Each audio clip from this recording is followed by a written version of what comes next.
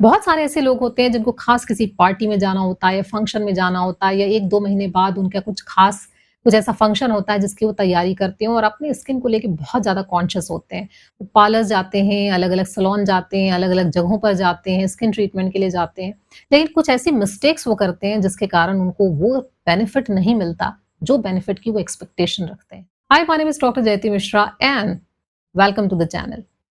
जो पहली गलती अक्सर लोग करते हैं क्योंकि ऐसे जब आप किसी फंक्शन के लिए प्रिपेयर अपने आप को कर रहे होते हैं, तो एक चीज़ जो बहुत कॉमनली लोग साथ में करते हैं, वो है अपनी बॉडी को शेप में लाना, यानी अपनी जो मोटापा है वो कम करना, अपना वज़न कम करना, अपने आप को किसी पर्टिकुलर ड्रेस में फिट करने के लिए या एक खास शेप में लाने के लिए। और ऐसे में अक्सर वो लो फैट डाइट लेते हैं। जब आप लो फैट डाइट लेते हैं या फैट को बिल्कुल भी नहीं कंज़्यूम करते हैं, सिर्फ़ इसलिए कि आपका वेट कम हो जाए, तब ऐसे में आप vitamin A, vitamin D, vitamin E, vitamin के ऐसे बहुत सारे विटामिन्स जो हैं उसको एब्ज़ॉर्प्शन से रोक रहे हैं। और पिछले वीडियो में भी मैंने कहा था कि विटामिन ए कोलेजन को बनाता है। तो आपकी स्किन में अगर नए टिश्यूज़ को बनना है तो विटामिन ए का एब्ज़ॉर्प्शन ज़रूरी है। विटामिन ई का एब्ज़ॉर्प्शन ज़रूरी है जो कि एंटीऑक्सीडेंट है। आपकी स्किन में जो फ्री रेडिकल्स हैं उसको दूर करता है, स्किन को रिजुविनेट करता है। अगर यही विटामिन्स आपकी बॉडी में एब्ज़ॉर्ब नहीं होंगे तो फिर आपकी स्किन में वो ग्लो आएगा ही नहीं।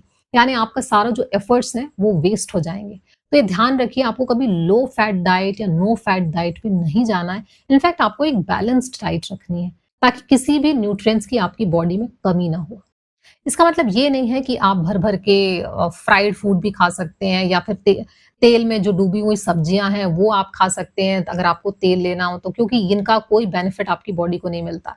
इनफैक्ट जब आप फ्राइड फूड खाते हैं या फिर आप चीज़ों को बहुत ज़्यादा भून के, तल के या मसाला डाल के इस तरीके से जब आप खाते हैं, तो इसमें एक एडवांस ग्लाइकेशन एंड प्रोडक्ट बनता है। यानी जो एक ब्राउनिश इफ़ेक्ट आता है किसी भी चीज़ को तलने से या बहुत ज़्यादा भूनने से या हाई टेम्परेचर में उसको गरम करने से, उसको ही कहते हैं हम एडवांस ग्लाइकेशन एंड प्रोडक्ट्स, और ये बहुत ज़्यादा डैमेजिंग होते हैं।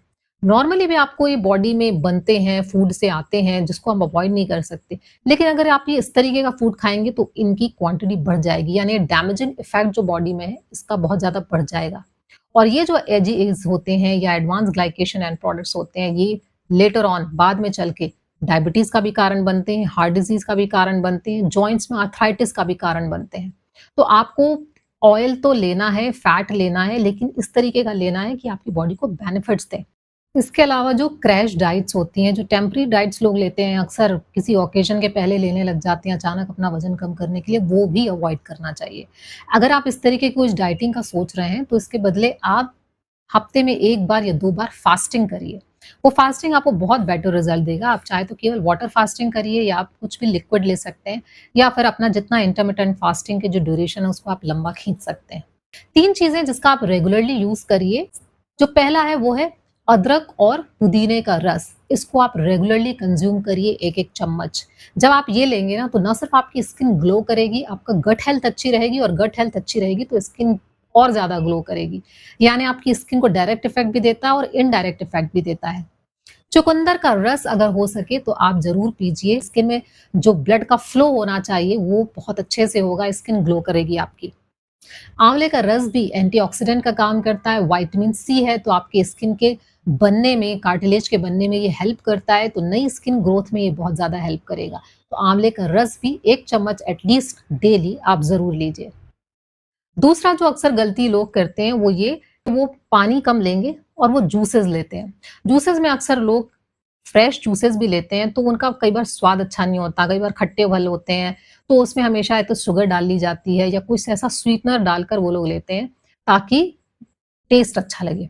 और इस तरीके के जूसेस लेने के बाद वो पानी को लेना ज़रूरी नहीं समझते। तो पहले तो आपने बॉडी का हाइड्रेशन कम कर दिया अगर आप पानी नहीं ले रहे हैं। दूसरा, जब आप जूस ले रहे हैं और शुगर वाला जूस ले रहे हैं तो बॉडी को आप डिहाइड्रेट कर रहे हैं। ज़्यादा शुगर जब आपकी बॉडी में जाती है तो बॉडी में और ज़्यादा डिहाइड्रेशन होता है। बॉडी में शुगर जैसे ही जाएगी वैसे ही आपका इंसुलिन ज़्यादा बढ़ेगा, इंसुलिन को एक्टिवेट करता है।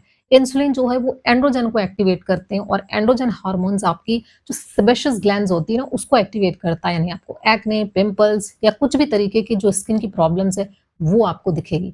और ये हाई शुगर वाले जो रहते हैं ये भी एजीईज का प्रोडक्शन बढ़ा देते हैं, क्योंकि एजीईज के बनने के लिए शुगर और प्रोटीन का जो एब्नॉर्मल कॉम्बिनेशन होता है, यही रिस्पॉन्सिबल है। तो ज़्यादा शुगर अगर आपकी होगी, तो ज़्यादा एजीज़ बनेंगे और ये ज़्यादा डैमेज करेंगे आपके ऑर्गन्स को, आपकी स्किन को। कुछ लोग होते हैं जिनको मैंने कहा था पिछले वीडियो में कि प्रोटीन आपकी बॉडी को ज़रूरी है क्योंकि प्रोटीन ही आपके टिश्यूज़ बनाते हैं। स्किन को बनाने के लिए भी स्किन का जो प्रोटीन है वो बनाने के लिए भी आपको प्रोटीन चाहिए। तो प्रोटीन कई लोगों को अच्छा नहीं लगता या उनकी खाने की आदत नहीं है या उनको ऐसा लगता है कि वो प्रोटीन पाउडर से इसको रिप्लेस कर सकते हैं। जब भी आप प्रोटीन पाउडर लेते हैं पहली बात तो वो प्रोसेस्ड होता है। कोई भी चीज़ जो प्रोसेस्ड है वो आपकी बॉडी के लिए वैसे भी अच्छी नहीं है। जो चीज़ नेचुरल है, वो नेचुरल है। तो नेचुरल फॉर्म में ही आपको लेना है। आप इसको उबाल कर ले सकते हैं, आप इसको सोक करके ले सकते हैं। किसी भी फॉर्म में आप प्रोटीन के लिए जो बीन्स हैं, लेंटिल्स हैं, दालें हैं, नट्स हैं, इन सबको लीजिए और नेचुरल ही लीजिए। कई लोग अच्छी स्किन के लिए दूध पीते हैं। उनको लगता है कि दूध से स्किन बहुत अच्छी हो जाएगी क्योंकि दूध में एक सॉफ्टनेस होती है, एक मॉइस्चर होता है, फैट होता है।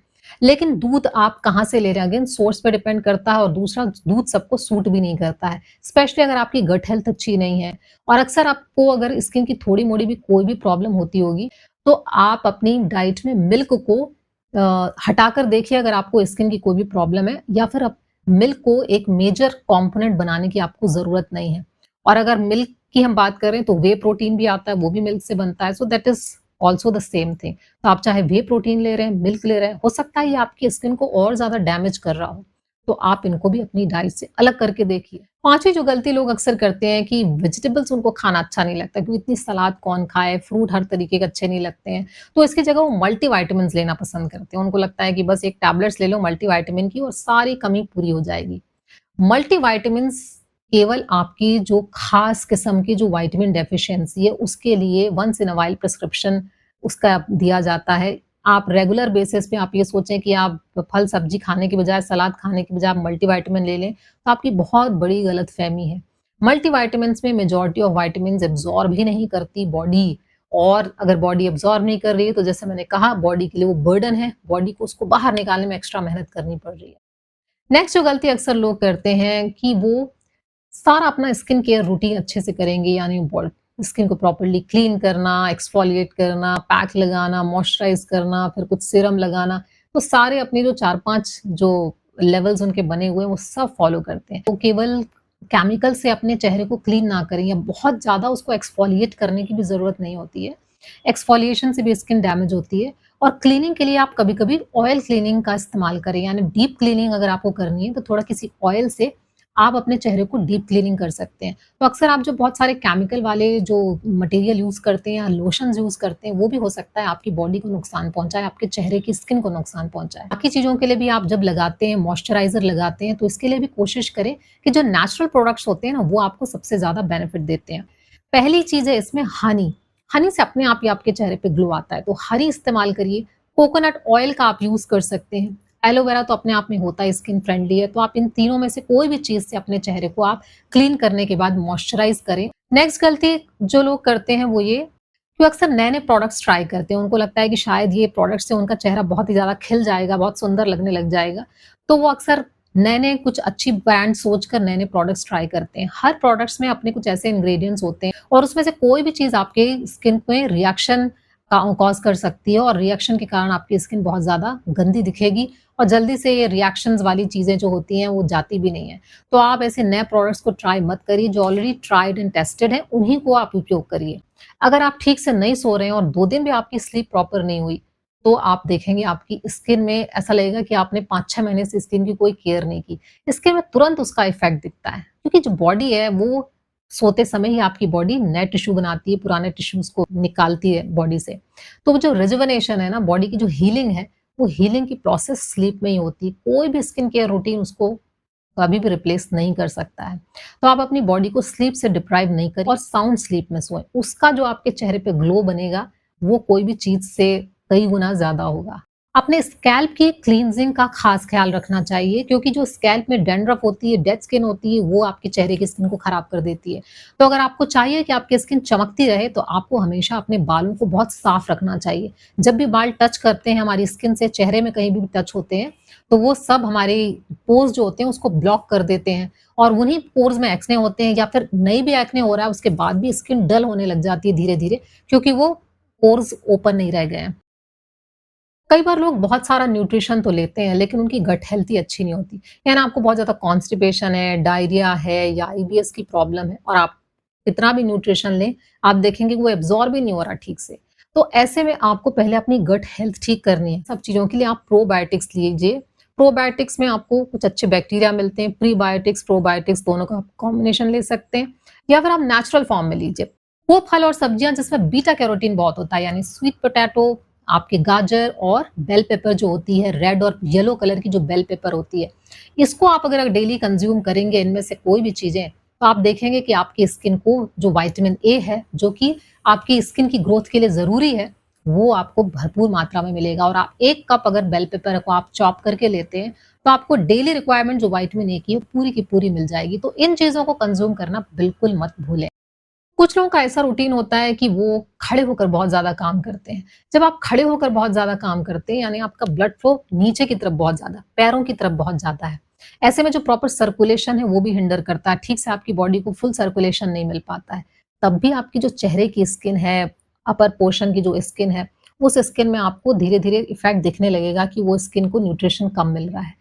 ऐसे में जब आप ऐसे बहुत देर तक खड़े होके अगर आपका कुछ काम करने का रूटीन बना हुआ है, जॉब ऐसी है, तो आप उसमें कंप्रेशन सॉक्स पहन सकते हैं ताकि नीचे में एक दबाव बने ब्लड वेसल्स में और ब्लड वहाँ पे इकट्ठा ना हो। जब भी आप घर पहुँचे ये सब काम करने के बाद तो हमेशा कोशिश करिए कि आप पैरों को अपनी जो नॉर्मल बॉडी का जो हॉरिज़ॉन्टल लेवल होता है ना, आप लेटते हैं, उससे थोड़ा-सा उठा कर रखिए ताकि सर्कुलेशन ऊपर के ऑर्गन्स में आएगा, आपके चेहरे पे आएगा और ऐसा करने से आपको थकान भी कम लगेगी। और कुछ गलतियाँ लोग करते हैं कि हमेशा अपनी स्किन पे कोई ना कोई क्रीम, कोई ना कुछ मॉइस्चराइज़ करने के लिए लगा के रखेंगे।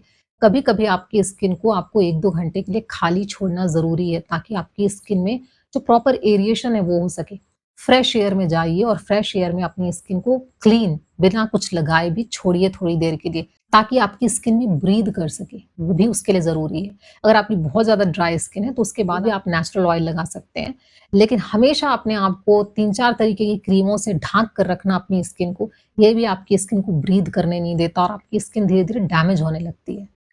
और अक्सर लोग बहुत ज़्यादा स्ट्रेस ले लेते हैं कि मुझे तो 10 किलो कम करना था, 15 किलो कम करना था लेकिन नहीं हुआ। तो ये जो स्ट्रेस है ना, ये भी आपके चेहरे पे दिखेगा। तो ऐसा कोई भी स्ट्रेस नहीं लेना है, आपको अपने एफर्ट्स डालने हैं, लेकिन इसका मतलब ये नहीं है कि आप इतने टेंस्ड हो जाएँ कि स्ट्रेस है वो आपके चेहरे पे झलकने लग जाए। ग्लोइंग स्किन अगर आप चाहते हैं, तो ये सारी चीज़ें हैं जिसका आपको ध्यान रखना ज़रूरी है। इसके बिना कभी भी आपको फुल रिज़ल्ट नहीं मिलेगा और इनफैक्ट लॉन्ग टर्म में आपको साइड इफेक्ट्स बहुत सारी चीज़ों के दिख सकते हैं।